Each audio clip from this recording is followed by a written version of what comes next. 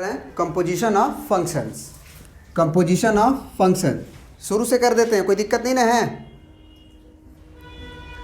दिव्या?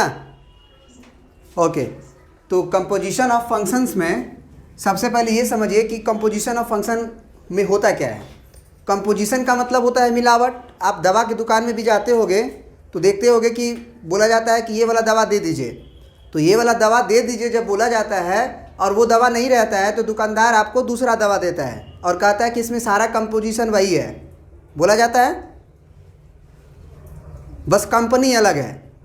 तो composition of function का भी मतलब यही है कि कुछ मिलावट, दो फंक्शन या तीन फंक्शन का कम्बिनेशन, कंबाइन करके जो नया फंक्शन बनता है उसे हम लोग बोलते हैं कंपोजिशन ऑफ फंक्शन। जैसे कि मान लीजिए आपके पास एक फंक्शन दिया हुआ हो एफ एक्स बराबर, मान लीजिए कि log ऑफ x है ना, और एक g ऑफ x फंक्शन दिया हुआ है आपको, मान लीजिए साइन x और माइनस का 10, ये दो फंक्शन दिया हुआ है। अब हमको इन दोनों फंक्शन से एक नया फंक्शन बनाना है, मान के चलिए f of g of x है ना। तो f ऑफ जी एक्स बनाना है, मतलब पहले कंपोजिशन में होता क्या है, मतलब तुम्हारा ये देखो फॉग होता है, गॉफ होता है ना, और ये आप एफ ऑफ एफ भी बोलते हो कभी कभी, और ये जी ऑफ जी भी बोलते हो। तो इसका मतलब क्या होता है, देखो इसका मतलब होता है f of g of x. मतलब ये हुआ कि जैसे एफ एक्स है ना, तो उसमें एक्स के जगह पे आपको डाल देना है क्या, जी ऑफ एक्स, तो यही बन जाता है एफ ऑफ जी एक्स। तो इसका मतलब ये होता है। फिर गॉफ का मतलब क्या होता है, जी ऑफ एफ एक्स, इसका मतलब ये होता है। इसका मतलब क्या हुआ कि जैसे जी एक्स तुम्हारा फंक्शन है, उसमें एक्स के जगह पे तुम्हें डाल देना होगा एफ एक्स। फिर आई कहानी मान लो एफ ऑफ एफ का, तो एफ ऑफ एक्स का मतलब होता है एफ ऑफ एफ एक्स, माने इस एफ एक्स के आर्गूमेंट में फिर से एक्स के जगह पे एफ एक्स डाल दिए। उसी तरह से जी ओ जी है, इसका मतलब ये हुआ कि जी के ही फंक्शन में आर्गूमेंट में जैसे जी एक्स हमको कुछ दिया होगा, कुछ ना कुछ, जैसे यही मान लीजिए अब फिर से हम इसी x के जगह पे जी एक्स डाल दिए, जैसे g x के जगह पे जी एक्स, तो फिर यहाँ साइन, फिर x के जगह पे जी एक्स और माइनस का 10 है ना।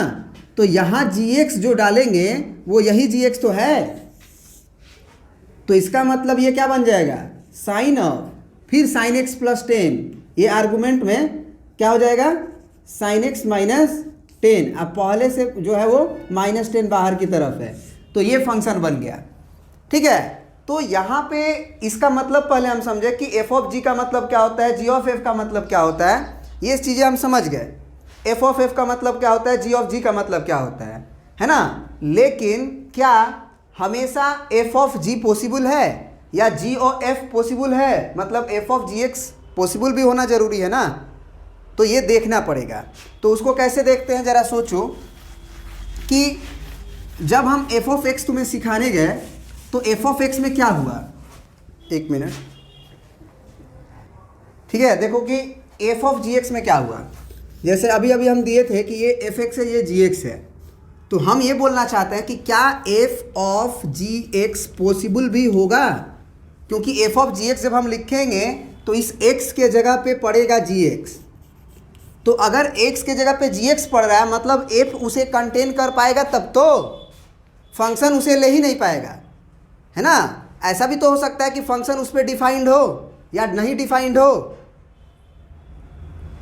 ये भी हो सकता है कि जो हमारा फंक्शन दिया गया है उसमें जो हम x डाल रहे हैं, तो x तो अब gx डाल रहे हैं, x थोड़ी डाल रहे हैं, तो gx हो सकता है जो gx का वैल्यू है उस पर हमारा फंक्शन डिफाइंड ही नहीं हो, ऐसा भी हो सकता है। जैसे कि यहाँ पे जो केस है, यहाँ पे कुछ ऐसा ही है, जैसे एफ एक्स बराबर जब है log ऑफ एक्स दिया हुआ है ना, तो log ऑफ एक्स दिया हुआ है, तो अब जरा सोचो कि अगर x के जगह पे जी एक्स डालोगे तो ये पड़ेगा log ऑफ, फिर x के जगह पे जी एक्स।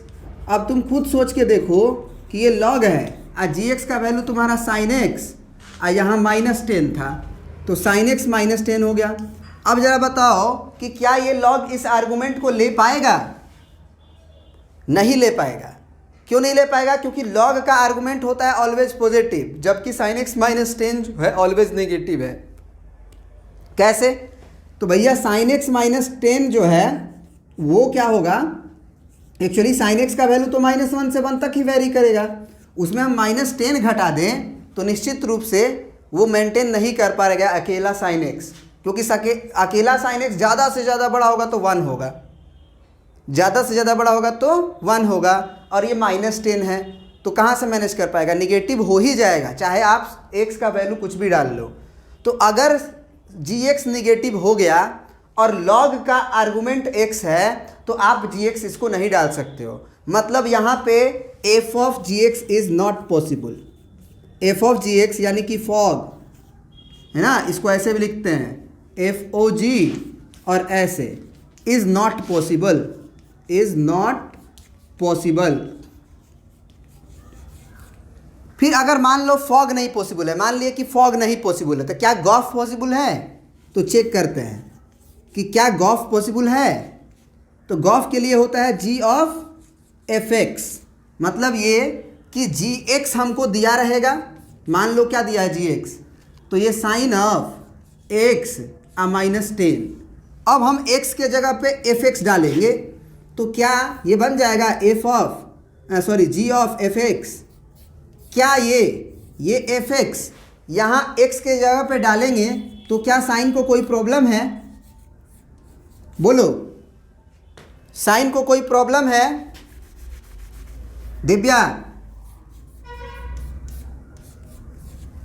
दिव्या सुन पा रही हो? क्या हम बोले कि इस x के जगह पे fx पड़ेगा तो इस साइन x को कोई दिक्कत है? fx क्या है एक्चुअल में? fx क्या है? भले fx कुछ भी हो, साइन को दिक्कत कहाँ होती है? साइन तो ऑलवेज डिफाइंड होता है ना। साइन x का ग्राफ हम देखें तो भैया ये होता है, इसमें x का वैल्यू आप कुछ भी डाल लो, कोई दिक्कत नहीं है उसको। हाँ, ये ज़रूर है कि साइन x का वैल्यू -1 से 1 आएगा, लेकिन आप उसमें x कुछ भी डाल लो, उसे कोई दिक्कत नहीं होती है, माइनस डालो प्लस डालो कोई दिक्कत नहीं होती है, वो अनडिफाइंड नहीं होता है। तो इसका मतलब यहाँ पे गॉफ पॉसिबल है, और वो क्या है, साइन ऑफ fx के जगह पे हम डाल देंगे log x और -10। ये बात समझ में आई? तो ये प्रॉपरली अभी हम तुमको बस एक बेसिक इंफॉर्मेशन दिए कि कंपोजिशन ऑफ फंक्शन में ये बात का ध्यान देना जरूरी होता है कि क्या गॉफ अगर पूछ रहा है तो वो पॉसिबल भी है कि नहीं है, या फॉग पूछ रहा है तो वो पॉसिबल भी है कि नहीं है। और उसके लिए हमें देखना पड़ेगा कि अगर हमको फॉग निकालना है f ऑफ gx, तो एक्चुअली gx पड़ रहा है f के डोमेन में। अब f के डोमेन के अंदर माने x के अंदर जो gx पड़ रहा है वो gx होगा, वैल्यू निकल के आएगा, और gx का वैल्यू निकल के आएगा मतलब रेंज आएगा। तो gx का जो रेंज आएगा वो f का डोमेन की तरह वर्क कर रहा है यहाँ पे, और f का अगर डोमेन वो gx का जो रेंज आएगा वो है ही नहीं तो वो पॉसिबल ही नहीं है। जैसे कि यहाँ पे gx का जो रेंज आया हमारा, ये हमारा कितना आएगा, एक्चुअली निकाल भी दो, रेंज निकाल सकते हैं हम इजीली। क्या कहेंगे कि साइन x का वैल्यू हमारा कहाँ से कहाँ तक जाता है, -1 से लेके 1 तक। अब सब में -10 कर दो, तो sine x -10 less than equal to -1 -10 less than equal to 1 -10। तो ये साइन x -10 कहाँ से कहाँ तक हो जाएगा आपका, -11 से लेके -9 तक। तो इसका मतलब ये जो f था उसका आर्गुमेंट नेगेटिव था, जबकि log का आर्गुमेंट x था। यहाँ पे f जो है वो log था, f जो है वो log था, x जो था वो x था, है ना। फंक्शन ऑफ x का मतलब f क्या है, log है। रूल क्या है, log का। f जो है होता है रूल होता है, मतलब log है रूल है log का, और log के रूल में हम x का आर्गुमेंट नेगेटिव नहीं डाल सकते, जबकि gx का रेंज हमारा नेगेटिव आ रहा था। क्लियर हो गया ना। अब हम लोग प्रॉपरली डेफिनेशन पढ़ेंगे कंपोजिशन ऑफ फंक्शन का, पूरा बाकायदे हम बोर्ड पे लिखेंगे फिर समझाएंगे आपको, है ना। तो इसको प्रिंट करना है कर लीजिए, समझना है समझ लीजिए। चलिए, तो ये पूरा डेफिनेशन आप पहले लिखिए कॉपी पे। क्या कह रहा है पहले समझ लीजिए फिर लिख लीजिएगा। कह रहा है कि let f as a function from a to b, माने एक फंक्शन है f जो a से b डिफाइंड है, मतलब f का डोमेन a है और कोडोमेन b है, and g is a second function and is defined from b to c, जी एक दूसरा फंक्शन है जिसका डोमेन बी है और कोडोमेन सी है। अब ध्यान से देखिए, एफ का जो कोडोमेन है वो जी का क्या बन जा रहा है, आपका डोमेन बन जा रहा है। Be two given function then the composition of f and g is defined by gof, है ना। यहाँ पे आपको फॉग दिया, एफ एंड जी का कंपोजिशन डायरेक्ट क्या दिया है इन्होंने, गॉफ दिया ना, फॉग नहीं दिया, क्योंकि फॉग डिफाइंड होगा ही नहीं। क्यों नहीं डिफाइंड होगा, क्योंकि फॉग डिफाइंड होने के लिए, जैसे ये देखो, अगर गॉफ डिफाइंड है तो ए से बी गया है और बी से सी गया है, मतलब कि आप ट्रांजिटिव फंक्शन पढ़े थे, याद है कुछ ट्रांजिटिव रिलेशन, उसमें हम बोले थे कि मान लो कि ये रमेश है और ये महेश ने हाथ पकड़ा, और महेश ने अगर उधर किसी का हाथ पकड़ा है तो फिर शुरू वाला आदमी यानी कि रमेश जो है वो अंत वाले आदमी का हाथ पकड़ेगा। अगर ए से बी डिफाइंड है और बी से सी डिफाइंड है तो ए से सी डिफाइंड होता है, याद है कुछ। उसी तरह यहाँ भी है कि अगर ए से बी डिफाइंड है और बी से सी डिफाइंड है तो ए से सी जो डिफाइंड होगा, ए से सी, वो गॉफ डिफाइंड होता है, फॉग नहीं। फॉग होना होगा तो क्या होना होगा, आप जरा सोचो। अगर कोई फॉग बोले कि फॉग को डिफाइंड होना है तो भैया उसके लिए क्या होना होगा, इसका उल्टा, वो भी बताएंगे। पहले इस पे फोकस करते हैं, क्यों, ये भी जानेंगे कि आखिर क्यों गॉफ ही डिफाइंड होगा, है ना। वही खेल होगा आपका जो डोमेन और रेंज का खेल है ना, वो कंटेन ही नहीं कर पाएगा कुछ। ऐसा हो सकता है कि उसका जैसे गॉफ है तो फॉग अगर निकालना चाहोगे एफ ऑफ जी एक्स, तो ऐसा हो सकता है कि एफ का जो डोमेन है वो जी एक्स का रेंज को कंटेन ही नहीं कर पाएगा, ऐसा होगा। देखना वैसे अभी देखो कि गॉफ डिफाइंड हो रहा है तो क्या हो रहा है, तो composition of f and g is defined by gof is function defined by gof such that, या फिर from a to c. Gof जो फंक्शन है वो क्या है, गॉफ जैसे देखो f of g f x एक फंक्शन है, जी एक्स एक फंक्शन है, उसी तरह से जी ऑफ एफ एक्स एक नया फंक्शन आता है हमारा, वो भी एक फंक्शन ही आएगा, साइन एक्स 2x आ जाएगा, चाहे sine square x plus 2x आएगा, वो भी एक तरह का फंक्शन ही होगा x में। तो गॉफ भी फंक्शन है लेकिन उसका डोमेन जो है वो a से आएगा और कोडोमेन जो होगा वो c होगा, मतलब g का कोडोमेन ही गॉफ का कोडोमेन होता है, और गॉफ का जो डोमेन होता है वो फंक्शन का डोमेन होता है।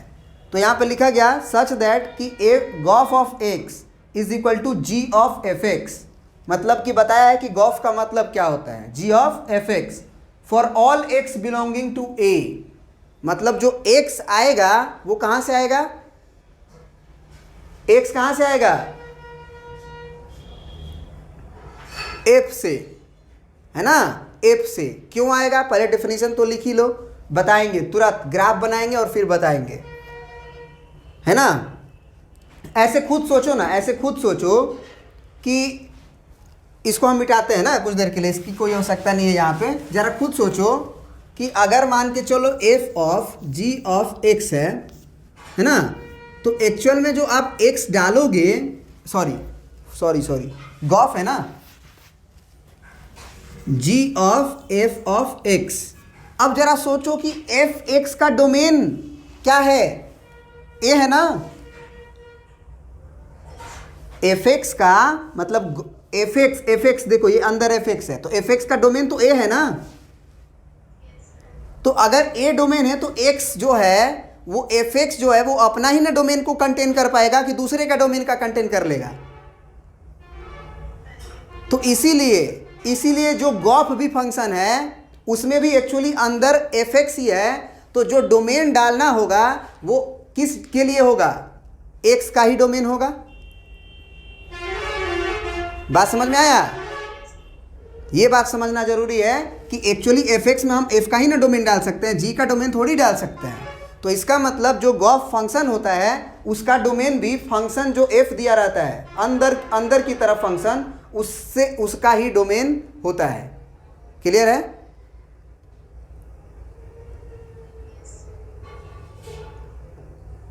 फिर आगे लिखे हैं clearly domain of g of f, मतलब गॉफ का जो डोमेन है वो डोमेन ऑफ एफ होगा। यही बात, जो गॉफ का डोमेन होगा वो क्या होगा, domain of F x. Clear है। Also gof only defined when range is the subset of domain of g. Range actually यहाँ पर रेंज ऑफ लिखना चाहिए क्या, एफ। रेंज ऑफ क्या लिखना चाहिए, एफ। ठीक है ना, आप लिख लोगे। हाँ, range of F. Range F, जैसे फंक्शन का जो रेंज है वो क्या हो रहा है एक्चुअली, डोमेन ऑफ जी। जी जो फंक्शन है उसके डोमेन के अंदर आ रहा है कि नहीं आ रहा है। तो ये चीज समझना है कि रेंज जो होगा किस चीज का, एफ एक्स का, वो जी का क्या होगा, सबसेट होगा, है ना। रेंज ऑफ एफ एक्स जो होगा वो सबसेट का मतलब कम होगा या उसके बराबर हो सकता है। यानी कि जो डोमेन आएगा जी का, उससे हमारा जो रेंज आना चाहिए कम आना चाहिए। उससे ज़्यादा आ जाएगा तो दिक्कत ना हो जाएगा। क्यों दिक्कत हो जाएगा, ज़रा सोच के देखो कि जी का डोमेन तो हमको मालूम है कुछ ना कुछ होगा। जी का डोमेन मान के चलो क्या है हमारा, बी है ना। अगर हमारा रेंज एफ एक्स का जो रेंज आया इसके डोमेन को पार कर गया, माने डोमेन से ज़्यादा हो गया, तो क्या जी उसे ले पाएगा,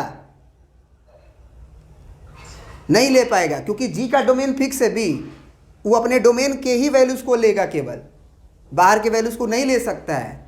इसका मतलब ये हुआ कि जो डोमेन ऑफ जी है वो ज़्यादा होना चाहिए रेंज ऑफ एफ एक्स से, यानी कि एफ एक्स कम पड़ जाना चाहिए। ये डोमेन जो है माने बराबर हो तो भी चलेगा, जी का डोमेन के बराबर भी अगर एफ एक्स का रेंज हो जाए तो चलेगा, लेकिन एफ एक्स का रेंज आना चाहिए वो ज़्यादा नहीं होना चाहिए, मतलब सबसेट होना चाहिए। और सबसेट का मतलब क्या, इसके सारे एलिमेंट्स उसमें मिलेंगे, है ना, या उधर वाला एलिमेंट ज़्यादा हो सकता है लेकिन इधर वाला एलिमेंट ज़्यादा नहीं होगा। क्लियर है।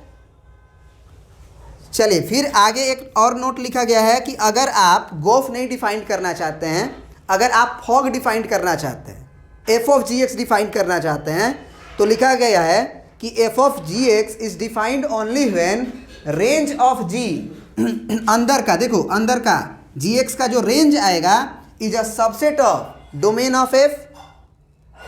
सही है ना, क्योंकि जो जी एक्स का वैल्यू आएगा वो एफ के डोमेन में पड़ रहा है, तो एफ का डोमेन से वो ज़्यादा नहीं होना चाहिए, क्योंकि एफ अपना डोमेन से ज़्यादा वैल्यू को कंटेन कर ही नहीं सकता है।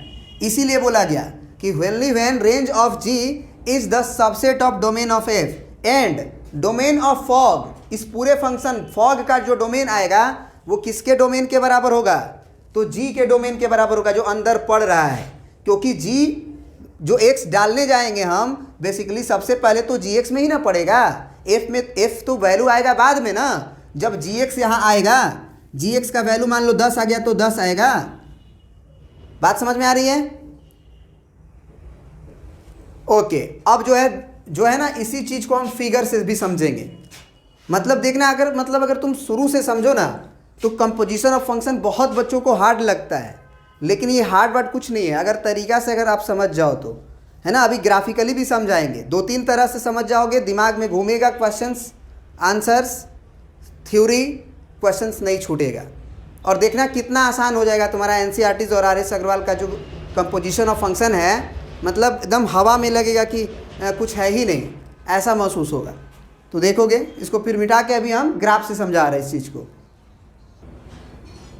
अब देखिए ज़रा, जैसे मान लीजिए कि एफ जो है वो फ्रॉम ए टू बी था, तो हम मान लेते हैं कि ए जो दिया गया है डोमेन, मान लीजिए कि ए बी सी डी दिया गया है, और इसका कोडोमेन जो दिया गया है वो यू वी डब्ल्यू एक्स दिया गया है।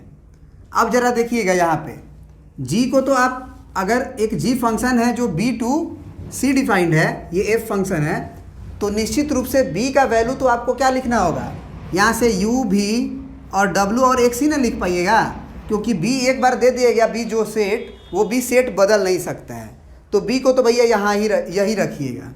अब यहाँ जो सी आ रहा है मान के चलिए जी फंक्शन का, वो आप दूसरा मान सकते हैं, जैसे एल मान लीजिए, एम मान लीजिए, है ना, एन मान लीजिए, जैसे एल एम एन मान लिए।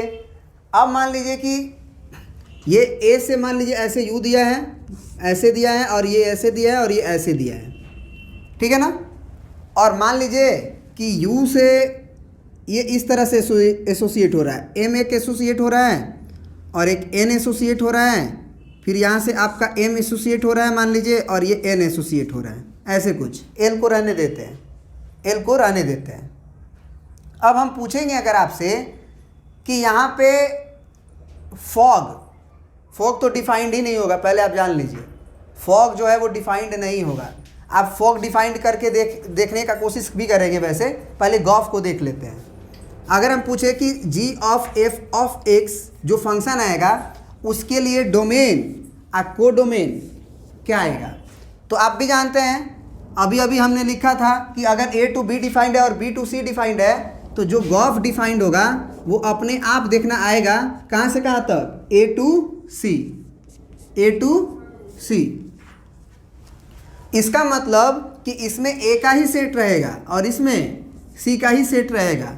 मतलब a का सेट तो फिक्स है भैया, a b c d है तो a b c d ही रहेगा इसमें, और c जो है वो सेट में l m n है तो इसमें l m n रहेगा। लेकिन अगर हमें यहाँ पे बनाना है गॉफ तो कैसे बनाएंगे, दिस इज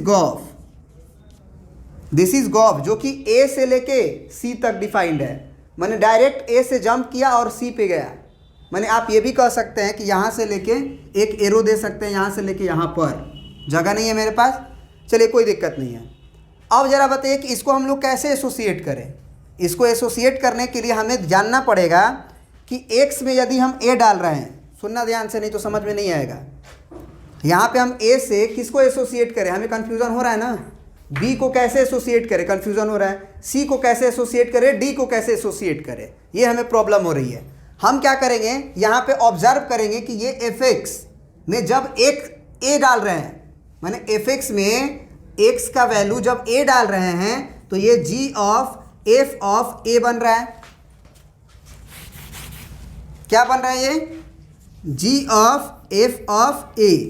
अब जरा सोच के देखो कि अगर f ऑफ a बनेगा तो f ऑफ a का वैल्यू क्या देगा, u देगा ना, तो ये g ऑफ u बनेगा। अब g ऑफ ये f ऑफ a जो है u आया, मतलब g ऑफ आर्गुमेंट में अब u आया। अब g ऑफ u किससे एसोसिएटेड है, यहाँ देखो, इसका मतलब इसका वैल्यू आ गया m। इसका मतलब जैसे ही हम g वाला फंक्शन में x के जगह पे a डाले थे, a पे टिक कर देते हैं, a डाले थे वो एसोसिएट होके फाइनली किससे जुड़ा, m से, तो m पे एरो देंगे। अब अगर x के जगह पे हम b डालेंगे, यानी कि g of f of x के जगह पे b डालेंगे, तो जरा बताओ ये क्या बनेगा, g of f of b का वैल्यू b के बराबर। और g ऑफ b किससे से एसोसिएट हुआ, g के अंदर अगर हम b डालें, ये gx फंक्शन है, this is gx function, x के अंदर जैसे ही b डाले, b किससे एसोसिएट हो गया, n से। इसका मतलब ये हुआ कि जब g, ये एक्चुअल में क्या था, g ऑफ fx था, तो एक्चुअल में हम जब x के जगह पे b डाले तो y का वैल्यू n आया, यानी कि b एसोसिएट हुआ n से, यानी कि b एसोसिएट होगा n से। तुम्हें देखो हम क्वेश्चन कर रहे हैं, हम g ऑफ fx बना रहे हैं, आपसे पूछेगा कि a दे दिया गया, b दे दिया गया, c दे दिया गया, आप गॉफ बना के दिखाइए, तो हम यहाँ बना ही रहे हैं। अब जरा बताइए कि अगर हम g ऑफ fx में अगर c डाल दें x का वैल्यू, तो f ऑफ c का वैल्यू कितना आया, w, यानी कि g ऑफ w हुआ। और जब g वाले फंक्शन में डोमेन w पड़ा तो वो वैल्यू m को दिया। इसका मतलब कि c m से एसोसिएट था, c जो है वो m से एसोसिएट था। फिर जरा देखो g के अंदर अगर आर्गुमेंट x का वैल्यू हम d डालें तो f ऑफ d का वैल्यू कितना आएगा, x के वैल्यू के बराबर आएगा। और g ऑफ x किसके बराबर आएगा, n के वैल्यू के बराबर आएगा। मतलब d फाइनली मिला n से, d जुड़ा n से। कोई दिक्कत, क्या हमारा गॉफ का हर एक x एसोसिएट हो गया। फंक्शन तभी ना रहेगा अगर इसका कोई ना कोई छूट जाएगा तो फंक्शन रहेगा, क्योंकि ऐसा पुत्र हो जाएगा बचा हुआ, जैसे ई मान लो कर देते हैं, जिसका कोई पिता ही नहीं हो। तो दुनिया में ऐसा थोड़ी पुत्र होते हैं जिनके पिता नहीं हो, पिता होने चाहिए। बता दें तुमको, स्पेशली बता दें। तो चलिए यहाँ पे ये हो गया। तो अब जो है, जो तुम्हारा गॉफ फंक्शन आया उसको हम लोग ऐसे ही एसोसिएट करते हैं और ऐसे देखते हैं। ये बात समझ में आ गया? क्लियर है ना? अब जरा समझने का कोशिश करना। इसी के लिए मान लो कि अगर ए का वैल्यू माने एफ जो है एसोसिएट है ए टू बी और जी एसोसिएट है बी टू सी, तो क्या यहाँ पे फॉग पॉसिबल है? करके देखते हैं, कोई दिक्कत तो है नहीं, हमको ए बी सी दिया हुआ है, जरा करके देखते हैं। फॉग का पॉसिबिलिटी देखते हैं कि क्या यहाँ पे f of g of x possible भी होगा या नहीं होगा। तो हम ये बोलेंगे कि जरा सोचो कि जी का जो आर्गुमेंट पड़ेगा वो तो जी से पड़ेगा, ये तो पक्की बात है ना। जी अपना ही डोमेन न लेगा, बोलो। तो अगर आप x का वैल्यू कहोगे कि सर हम a डालेंगे, तो आप गलत कर रहे हो कि नहीं? क्योंकि अगर आप x का वैल्यू a डाल रहे हो मतलब आप फंक्शन का f का डोमेन डाल रहे हो, जबकि g जो function b to c defined है तो आपको x डालना होगा b में से। तो इसका मतलब आप डालोगे सबसे पहले ही u, मान के चलो। तो g ऑफ u का वैल्यू कितना आएगा? f of g of u का वैल्यू कितना आएगा? तो g ऑफ u का वैल्यू आएगा m। अब जरा सोच के देखो तो क्या f जो फंक्शन है मेरा, f जो फंक्शन है मेरा यहाँ वाला फंक्शन, उसमें a का डोमेन तो दे दिया गया है ना फिक्स, वो है a है b है c है d है। आप डाल रहे हो m, क्या उसे ले पाएगा? वो नहीं ले पाएगा।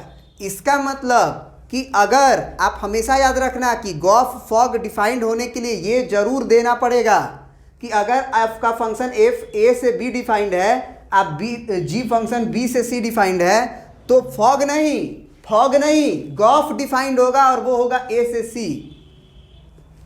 है ना। बहुत अजीब लगता है, जैसे f a b है और g जो है वो b टू c है, तो लोग कहता है कि फॉग डिफाइंड होगा ना, गॉफ डिफाइंड होगा। और वो कहाँ से कहाँ तक? a से c तक, ठीक है ना। गॉफ तो यानी कि g ऑफ fx, और fx अंदर पड़ रहा है, मतलब x जो आएगा डोमेन जो आएगा वो कहाँ से कहाँ तक? a से। fx में a का ही ना डोमेन डाल सकते हो, तो a से लेके c तक। फाइनली तो g आ रहा है, फाइनली तो g ना आएगा, वैल्यू जो आउटपुट आएगा वो g का आएगा ना। तो वो कहाँ से आना चाहिए? अगर आएगा भी तो c से आना चाहिए। हाँ, ये हो सकता है कि c का वैल्यू ज़्यादा हो जाए, मतलब c का सेट ज़्यादा हो जाए, जैसे कि यहाँ पे हुआ है। l एक बढ़ गया कि नहीं बढ़ गया? लेकिन आएगा भी तो, गॉफ जो आएगा वो कहाँ से आएगा? c में से ही आएगा। ये कॉन्सेप्ट पूरा कंपोजिशन ऑफ फंक्शन का क्लियर हो गया। तो अब देखो हम लोग क्वेश्चन बनाएंगे। अब देखना, तुम कोई भी क्वेश्चन पूछोगी, तुम्हारा क्वेश्चन इतना इजी हो गया होगा। अब मैंने एक आध क्वेश्चन बनाएंगे तब थोड़ा हैबिट बनेगा कि सोचते कैसे हैं, विचार कैसे करते हैं, फिर आसान हो जाएगा, कोई दिक्कत नहीं होगा, है ना। जरा एक आध को क्वेश्चन हम देखते हैं इसका, इसको प्रिंट कर लीजिए आप।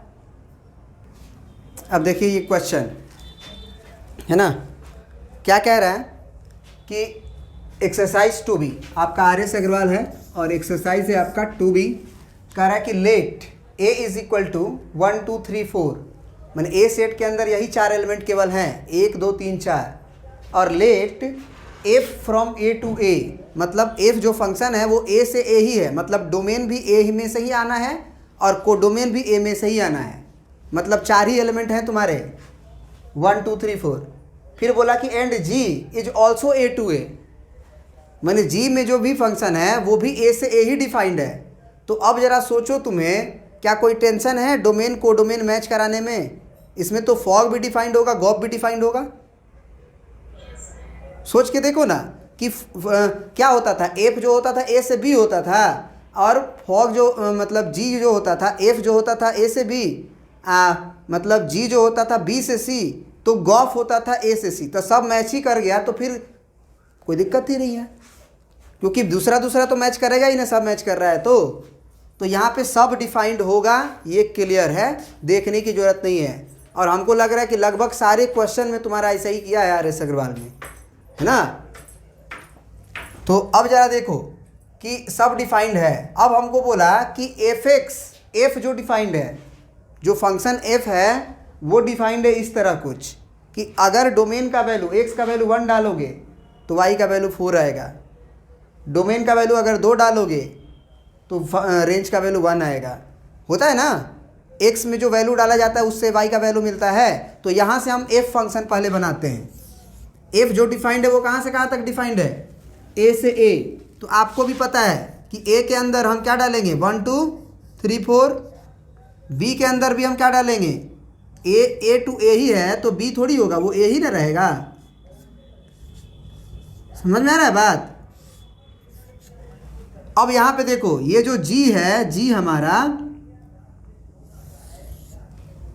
जो हमारा है वो भी क्या है जरा, मतलब यहीं पे रहने देते हैं ना, यहीं पे रहने देते हैं, यहीं पे मान लो हम बना लेते हैं ये हमारा फंक्शन जी हो गया ए टू ए, कोई दिक्कत। अब जरा सोचो कि सबसे पहले फंक्शन एफ जो डिफाइंड है उसको देखो। एफ जो डिफाइंड है वो कहाँ से कहाँ तक था, 1 जब डाल रहे थे एक्स का वैल्यू तो 4 आ रहा था ना, मतलब इसका 1 जो एलिमेंट है वो 4 से एसोसिएट हो रहा होगा। और अगर हम 2 को देखें तो 2 1 से एसोसिएट हुआ, तो ये 2 1 से एसोसिएट हुआ, और 3 जो है वो 3 से एसोसिएट हुआ, और 4 जो है वो 2 से एसोसिएट हुआ। क्लियर है। जी को देखो, जी का जो 1 है, 1 यानी जी का ए टू ए है ये, तो जी का जो 1 है वो 3 से एसोसिएट हुआ, 1 3 से एसोसिएट हुआ, और 2 किससे हुआ 1 से, और 3 किससे हुआ 2 से, 3 जो है वो 2 से, और 4 जो है वो 4 से। तो अब ज़रा बताओ गॉफ के लिए जो फिगर बनेगा वो भी तो आपका क्या कहाँ से कहाँ तक बनेगा, ए टू ए ही ना बनेगा। इसमें भी 1 2 3 4 ही रहेगा, इसमें भी 1 2 3 4 ही रहेगा। अब ये सोचना है आपको कि g of f of x, मतलब पहले x में से डोमेन पड़ेगा, तो 1 जब डालेंगे तो ये g ऑफ क्या आएगा f ऑफ 1, है ना, और g ऑफ f ऑफ 1, मतलब f ऑफ 1 किससे वैल्यू आया, f ऑफ 1 का वैल्यू क्या आया 4, यानी कि g ऑफ 4। अब g 4 से किससे एसोसिएट हुआ था, 4 से ना,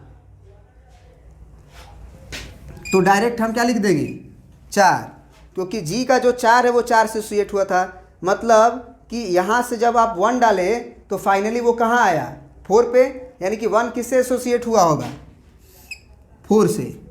क्लियर है, बोलो। तो g of f of x में अब x के जगह पे हम क्या डालेंगे, क्योंकि ये गॉफ है हमारा, हम गॉफ को निकाल रहे हैं। अब x के जगह पे हम 2 डालेंगे तो g ऑफ f ऑफ 2 होगा। तो f ऑफ 2 क्या निकल के आएगा, 2 किस पे आ रहा है 1 पे, यानी कि g ऑफ 2 हो गया होगा ना, सॉरी 1 हुआ होगा ना जी, गलती हो गया था। g जो फंक्शन है उसके लिए f ऑफ 2 का वैल्यू कितना आएगा, तो x का वैल्यू 2 डालने पे ये 1 आ रहा है, यानी कि f ऑफ 2 का वैल्यू 1 आया होगा। अब f वो 1 हो गया तो g का 1 हो गया, g का 1 किससे एसोसिएट है 3 से, यानी कि फाइनली जब 2 डाले तो वो 3 से एसोसिएट हुआ। समझ में आया क्या, ओके, ये 3 से एसोसिएट हुआ। अब जा रहा डालते हैं g ऑफ f ऑफ 3, तो f ऑफ 3 जब पड़ेगा तो 3 जो है वो 3 से एसोसिएट हुआ, मतलब g के अंदर 3 आ गया। अब g के अंदर 3 हुआ तो वो 2 से एसोसिएट हुआ, मतलब कि 3 जो है वो 2 से एसोसिएट हुआ होगा। और फिर लास्ट में हमारा g ऑफ f ऑफ 4। अब जरा बताओ f ऑफ 4 किससे एसोसिएट हुआ, 2 से, तो ये g ऑफ 2 बना। अब g ऑफ 2 किससे एसोसिएट हुआ? 1 से, यानी कि फाइनली 1 बना, मतलब 4 1 से एसोसिएट हुआ, 4 1 से एसोसिएट हुआ। तो जो तुम फंक्शन लिखने जाओगे जैसे g ऑफ f ऐसे करली ब्रैकेट के अंदर, उसमें तुम क्या लिखोगे? 1,4 लिखोगे ना, और 2, क्या लिखोगे? 3 ना लिखोगे, और 3, क्या लिखोगे? 3 किससे एसोसिएट हुआ? 2 से, और 4 किससे एसोसिएट हुआ? 1 से। ये समझ में आया? ऐसे भी देख सकते थे डायरेक्टली कि अगर हम, मैंने पहले ही बना लो ऐसे, देखिए जैसे अभी हम बना रहे हैं फॉग का बना रहे हैं, देखना ये है 1 2, थोड़ा बड़ा बड़ा बना लेते हैं, समझने में दिक्कत नहीं होगा। ये 1 हो गया, 2 हो गया, 3 हो गया, 4 हो गया। ये 1 हो गया, 2 हो गया, 3 हो गया, 4 हो गया, क्योंकि सारा का सारा ए से ए ही होगा। तो मान लो हम FOG लिखना चाहते हैं, FOG, समझना ध्यान से, है ना, FOG लिखना चाहते हैं। तो FOG का मतलब F ऑफ GX, मतलब सबसे पहले तुम जो x लोगे वो कहाँ से लोगे? G के डोमेन में से लोगे कि F के डोमेन में से लोगे?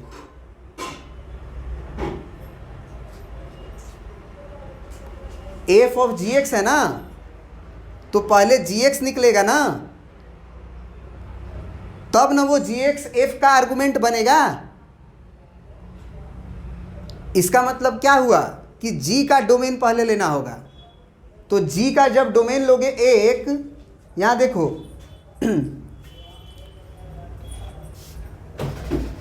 ये बना हुआ है, ये जुड़ा हुआ सही है, ये F और G था, ये जुड़ाव सही है ना, ये जुड़ाव सही है, निकालो। तो G का अगर 1 देखें तो वो 3 से एसोसिएट हुआ है। अब 3 को देखो, मतलब 1 पे टिक मार दो, 1 पे टिक मार दो। सोचो कि G जब हम 1 डाले तो 3 आया, तो फाइनली 3 जो है वो F में रखने से क्या आया? तो 3 में रखने से क्या आया बताओ? अरे भैया 1 का 3 मिला, और 3 इधर आ जाओ, क्योंकि अब F ना पड़ेगा। यहाँ पे देखो ध्यान से, F ऑफ, ये G ऑफ 1 आया है, G ऑफ 1 कितना आया है? G ऑफ 1 कितना आया? 3 के बराबर। G में 1 डालें तो वो 3 के बराबर आया। तो अब F में 3 डाल के ना देखेंगे, तो F में 3 डालोगे तो वो क्या मिलेगा? बोलो दिव्या। भैया 4 मिलेगा। कहाँ हो भैया? 3 डालोगे आप F के अंदर तो 3 किधर? अरे सॉरी हम ही गलती कर रहे हैं, 3 मिल रहा है, 3। ये इसका एरो यही तक न था, यहाँ का ना यहाँ गया है, सही है, 3 गया, मतलब कि 1 3 से एसोसिएट हुआ, तो 1 का एरो 3 पे जाएगा। जब तुम प्रैक्टिस करोगे तो हाथ से ही करने लगोगे, वो करने की ज़रूरत नहीं पड़ेगी। क्यों? क्योंकि ज़रा देखो, अब हम जी शांत रहो कुछ देर, G के अंदर 2, G के अंदर क्या डालेंगे? 2। तो G के अंदर 2 का मतलब G में 2 डाल के देखे किससे एसोसिएट हुआ? 1 से। अब देखो 2 पे टिक मारे रहो, नहीं तो कंफ्यूजन हो जाएगा। 2 जो है वो फाइनली 1 से एसोसिएट हुआ, और 1 अब डाल के देखेंगे किस में? F में। तो F का मतलब यहाँ आएंगे, तो F का यदि 1 देखे तो वो 4 से एसोसिएट हुआ, मतलब 2 को किससे एसोसिएट कर देना चाहिए था हमें? 4 से। अब 3 को देखते हैं, तो सबसे पहले GX है, तो G आपको मालूम होना चाहिए कि F ऑफ GX में जो डोमेन आएगा वो GX का डोमेन आता है, GX का डोमेन आता है। तो GX का डोमेन हम क्या देखेंगे? 3 को। तो जब 3 को देखेंगे तो 3 किससे एसोसिएट हुआ है? G का 2 से। 2 इधर देखेंगे तो 2 1 से, मतलब 3 जो है वो 1 से, और 4 जो है वो 4 से, और यहाँ का 4 2 से, मतलब 4 फाइनली 2 से। तो अब यदि हमको फॉग लिखना होगा, फॉग, तो क्या लिख देंगे? अब वहाँ पे साफ दिख रहा है ना, साफ दिख रहा है जी। क्या लिख देंगे बता दो तो?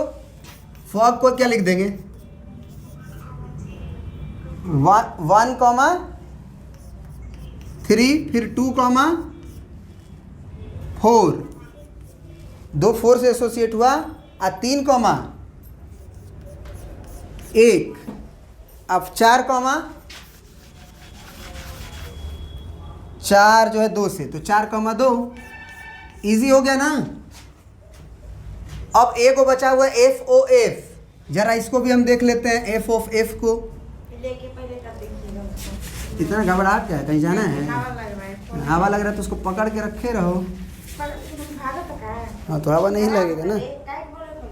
क्लास ले रहे हैं, आवाज़ रिकॉर्ड हो रहा है, नौटंकी ना करो।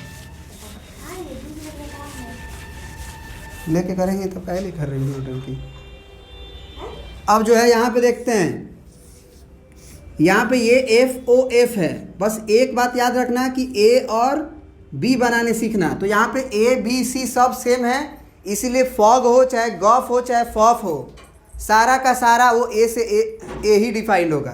तो 1 2 3 और एक और कर लेते हैं यहाँ 4, और यहाँ भी 1 2 3 और यहाँ एक और कर लेते हैं 4। अब यहाँ पे ये तुम्हें ये एक बार ज़रूर चेक करना चाहिए कि सबसे पहले जो f लेना है, माने x लेना है, वो कहाँ से लेना है। तो जो अंदर रहता है, जो फाइनली अंदर रहता है, तो अंदर कौन है ज़रा देखो, एफ ओ एफ है, मतलब एफ ओ एफ एक्स है। तो सबसे पहले एफ एक्स में का ही ना डोमेन आएगा, अब फिर एफ में ही देखना है, बड़ी है ना, एफ में ही देखना है, जी में अब नहीं जाना है। तो पहले हम समझाने का कोशिश करते हैं इसी से, अगर समझ में नहीं आएगा तो फिर दोनों दूसरा फिगर बना देंगे, है ना। देखो अगर तुम एफ एक्स में का एफ में का 1 डालोगे तो ज़रा बताओ 1 किससे एसोसिएट हुआ, 4 से।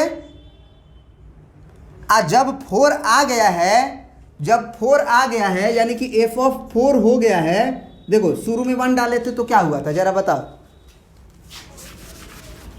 शुरू में यदि हम एफ ऑफ 1 डालें x के जगह पे, तो ये एफ ऑफ 1 का वैल्यू आया, एफ ऑफ 1 का वैल्यू 4।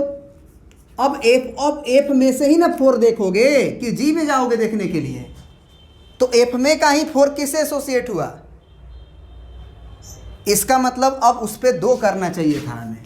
तो यहाँ पे हमको 1 का जो फाइनली मैंने शुरुआत तो 1 से ही हुआ था ना, तो 1 पे टिक मारे रहेंगे और 1 गिरेगा 2 पे जाके, फिर 2 पे टिक मारे रहेंगे। अब फिर देखेंगे कि f का 2 जो है, f का जो 2 है वो किस पे जाके गिरा, 1 पे। अब ये 1 जो है उसमें नहीं चेक करेंगे, 1 फिर से f में आके चेक करेंगे, तो 1 किस पे गिरा, 4 पे। मतलब किधर बना रहे थे, बना कहीं नहीं रहे थे क्या, अच्छा सॉरी, यहाँ बना रहे थे। तो 2 किस पे गिरा जी, गड़बड़ हो गया, फिर से देखते हैं, भूल गए हम, कोई दिक्कत नहीं है, फिर से देख लेते हैं। क्या था, 2 था, तो f का 2 जो गिरा 1 पे और 1 गिरा 4 पे, यानी कि 4 पे हुआ। फिर 3 पे टिक कर देते हैं। अब 3 चेक करते हैं, तो 3 गिरा है किस पे, 3 पे। अब फिर जो है 3 को लेके आएंगे तो फिर 3 पे ही गिरेगा, मतलब 3 का 3 ही होगा। फिर 4 पे आते हैं, 4 जो गिरा 2 पे, अब फिर 2 को लेके आएंगे फिर f में, तो फिर 2 पे लेके आए 2 पे, तो वो 1 पे गिरा, तो मतलब 4 1 पे गिरेगा। समझ में आया, समझ में आया। नहीं आया तो फिर से क्या करेंगे ज़रा बताओ, फिर से क्या करेंगे, यहाँ f बनाए ना, यहाँ भी हम f बना देंगे, ऐसे f बना देंगे, है ना। तो अगर f बना देंगे तो यही वाला ऑर्डर होगा, 1 2 3 4 जो हो रहा है ना, यही वाला ऑर्डरिंग होगा। जैसे 1 4 से एसोसिएट हुआ तो यहाँ भी 1 4 से ही एसोसिएट होगा। 2 जो है वो किससे एसोसिएट हुआ है, 1 से, तो यहाँ भी 2 1 से ही एसोसिएट होगा। 3 से एसोसिएट हुआ तो यहाँ भी 3 से ही एसोसिएट होगा। और 4 जो है वो 2 से, तो यहाँ का भी 4 2 से ही एसोसिएट होगा, है ना। तो अब जो है देख सकते हो तुम कि एक जो है वो 4 से एसोसिएट हुआ और 4 जो है वो 2 से एसोसिएट हुआ, तो एक 2 से एसोसिएट हुआ है ना। फिर यहाँ देखो 2 जो है वो 1 से एसोसिएट हुआ और एक 4 से एसोसिएट हुआ, तो इसका मतलब 2 4 से एसोसिएट हुआ है ना। देखो 2 4 से एसोसिएट हुआ है, फिर 3 एसोसिएट हुआ 3 से, और यहाँ का भी 3 3 से ही, मतलब ये 3 3 से एसोसिएट हुआ ही है। फिर 4 हुआ 2 से, 4 हुआ 2 से और 2 हुआ 1 से, तो 4 1 से होना चाहिए, 4 1 से हुआ है। समझ में आ गया कि नहीं। तो इसका मतलब 1, 2, 2, 4, 3, 3 और 4, 1। कोई दिक्कत? और कोई क्वेश्चन तुम देख लो जो तुम्हें प्रॉब्लम है, पूछ लो, प्रिंट कर लो इसको। अब देखिए क्वेश्चन नंबर 7 कह रहा है कि let f from r to r, है ना, और सच दैट कि एफ एक्स जो है वो x² है, and g from r to r, g is also from r to r, एंड gx is equal to 10x, ये 10x है, and h is equal to r to r, such that कि hx जो है वो log of x है। 3 function दिया है, fx जो है वो x² है, gx जो है वो 10x है, और hx जो है वो log x है। तीनों का कम्बिनेशन बनाना है, बताए थे ना। मिक्सिंग होता है फंक्शन का, दवाइयों का जैसे मिक्सिंग होता है और एक नया दवा बनता है, उसी तरह से ये सब कम्बिनेशन है। और बनाना है हमको find the formula of h of g of x, यानी कि h of g of x, है ना, सो दैट, और ये निकालने के बाद आपको ये प्रूव भी करना है कि अगर जो ये फंक्शन निकल के आएगा उसमें अगर हम x का वैल्यू √π/4 डालेंगे तो वो 0 हो जाएगा। तो सबसे पहले देखो ये h of g of f है, इसका मतलब क्या होता है, इसका मतलब होता है h ऑफ, फिर g ऑफ, फिर f ऑफ x, x यहाँ पड़ा, फिर इसका आर्गूमेंट जो fx आया हुआ है वो g से बंद होगा यहाँ से, फिर इसका आर्गूमेंट जो आएगा वो h के आर्गूमेंट से बंद होगा ये, और ये फंक्शन हमसे पूछ रहा है। समझ गए? क्वेश्चन समझे? बोलो, है ना। मतलब कि सबसे पहले fx आएगा, वो fx जो होगा वो g का आर्गूमेंट बनेगा, ये जो बन जाएगा वो आर्गूमेंट बनेगा h का, तो ये निकालना है हमको। तो सबसे पहले हम किस पे वर्क करेंगे, g ऑफ fx पे, और यहाँ पे देखने की ज़रूरत ही नहीं है कि g ऑफ fx कहाँ से कहाँ होगा, क्योंकि a से b और b से c होता था, तो अब a से c देखते थे। यहाँ सब r टू r ही दिया हुआ है, f भी r टू r, g भी r टू r, और h भी r टू r ही दिया हुआ है। तो भैया जो हमारा फंक्शन आएगा g of fx, g of fx, वो भी तो r टू r ही आएगा ना, तो ये टेंशन लेने की ज़रूरत नहीं है। और यहाँ पे वैल्यू नहीं दिया हुआ है, यहाँ पे ऐसा नहीं है कि fx में मतलब 1 2 3 4 5 7 8 9 ऐसे दिया हुआ है, ऐसा नहीं दिया हुआ है। इसमें डायरेक्ट आप r टू r दिया हुआ है, तो भैया सब डिफाइंड है, हर एक का डोमेन, हर एक का रेंज, हर एक का कोडोमेन, सबसेट वगैरह हो रहा है, सेट है, कोई दिक्कत नहीं। आप डायरेक्टली फंक्शन को निकालो। दिक्कत कब होता है, जब एक कम होता है एक अधिक होता। सोच के देखो, एक कम होता है एक अधिक होता तब ना दिक्कत होता है, तो इधर दिक्कत होने वाला ही नहीं है। अब जो है निकालते हैं, सबसे पहले g ऑफ fx निकालने का कोशिश करते हैं। तो इसको निकालने के लिए पहले हमें gx लिखना पड़ेगा, और gx हमारा क्या है, तो वो है हमारा 10x। अब x के अंदर हम डालेंगे fx, तो ये बनेगा g of f of x। तो यहाँ x के जगह पे हम fx डालेंगे, तो यहाँ भी x के जगह पे हमें क्या डालना होगा, fx। सही है जी। फिर fx का नाम डायरेक्ट रखेंगे 10 में, तो f में fx का नाम है हमारा x², तो g ऑफ fx रहेगा हमारा ऐसे ही, यहाँ नहीं रखेंगे क्योंकि इसका वैल्यू निकालना ही है, लेकिन यहाँ पे fx के जगह पे हम डालेंगे x²। यानी कि हमारा अभी अभी आ गया है g ऑफ एफ एक्स का वैल्यू, और वो है हमारा 10 of x square, 10 of x square. यहाँ तक में कोई दिक्कत नहीं ना? अब ये आर्गुमेंट जो है पूरा, ऐसा सोचो कि ये पूरा एक आर्गुमेंट है और वो हम h में डालेंगे, तभी ना h ऑफ यहाँ पड़ेगा h of g of F x. तो अब हमको h ऑफ x की ज़रूरत पड़ेगी। तो h ऑफ x कितना दिया हुआ है? वो है log x, ठीक है, log x। अब यहाँ पे देखो, इस x को हम रिप्लेस करेंगे किस चीज़ से? गॉफ से, g ऑफ एफ एक्स से। तो ये बनेगा h of g of F x. तो अगर हम LHS में x को रिप्लेस कर दिए g ऑफ एफ एक्स से, तो RHS में भी जहाँ x होगा वो रिप्लेस हो जाएगा किस चीज़ से? g ऑफ एफ एक्स से। अब तुम खुद बताओ कि g ऑफ एफ एक्स हमारा आया हुआ है ये 10 ऑफ एक्स स्क्वायर, तो जहाँ g ऑफ एफ एक्स दिखाई दे रहा है वहाँ पे हम 10 ऑफ एक्स स्क्वायर लिख सकते हैं ना? इसका मतलब कि जो फंक्शन आने वाला है वो क्या आ गया होगा? बताओ। h of g of F x कितना आ गया होगा? log of g of F x आया हुआ है पहले से 10 ऑफ एक्स स्क्वायर, तो ये 10 ऑफ एक्स स्क्वायर, सही है? अब बताओ तो x का वैल्यू अगर r डालोगे तो इस log को कोई दिक्कत होगा? हो सकता है दिक्कत, हो सकता है दिक्कत। कैसे?